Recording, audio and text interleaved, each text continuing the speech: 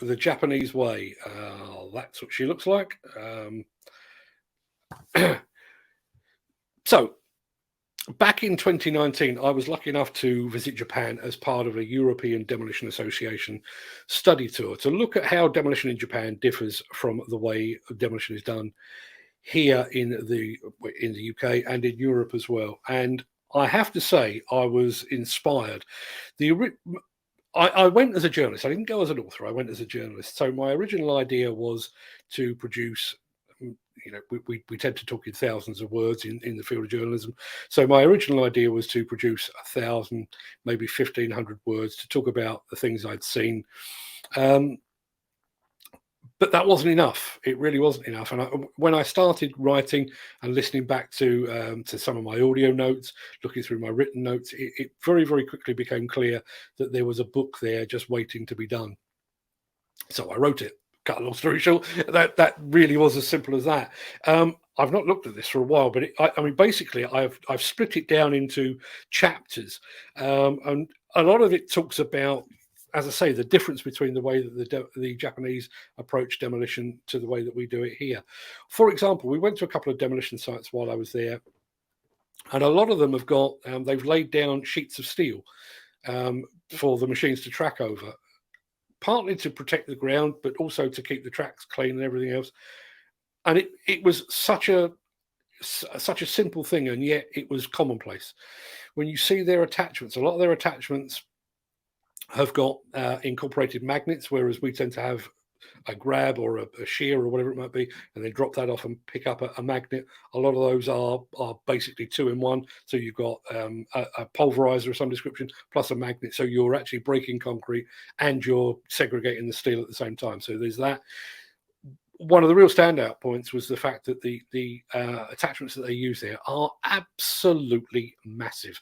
And they're massive for a very, very simple reason. Obviously, Japan is often hit by earthquakes.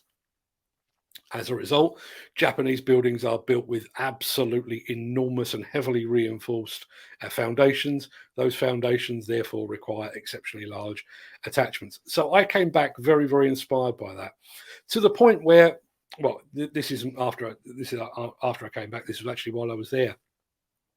I originally flew to Kobe, and we then travelled on down to Tokyo, and all of that's in the book. I won't bore you with that right here or right now. But when I arrived in Kobe, slightly jet lagged and a little bit bewildered, I took myself up a mountain. Funny story. I'd seen the mountain and I'd seen a cable car. Went down to reception at the hotel and said, "How do I get to the cable car?" And the guy said, you go through that door over there.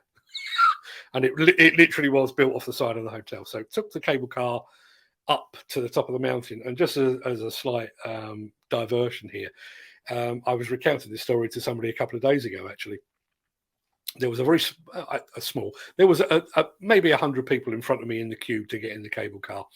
I stand 5'10" in heels, and I was the tallest person in that queue by some considerable margin, probably by 4 or 5 inches. But I digress. But took myself up this mountain, and I took the cable car up and I walked back down, partly so I could look at the waterfalls and the herb gardens and all that kind of thing, which is not normally my cup of tea, but it really was absolutely fascinating. But because I had my iPhone with me and I had a microphone with me, I was actually recording basically a live podcast while I was doing it. So there's lots of me talking about, the sights and smells of, the herb garden. I spotted hanging from a tree a caterpillar in a cocoon, and spotted it and thought, that's interesting. And I mentioned that in the microphone. And then when I looked further beyond, sort of going down the mountain, there were thousands of them, and there were butterflies. I mean, literally that size, absolutely enormous. And then I did what I'd like to think is a first. It probably isn't, but I'd like to think it was a first.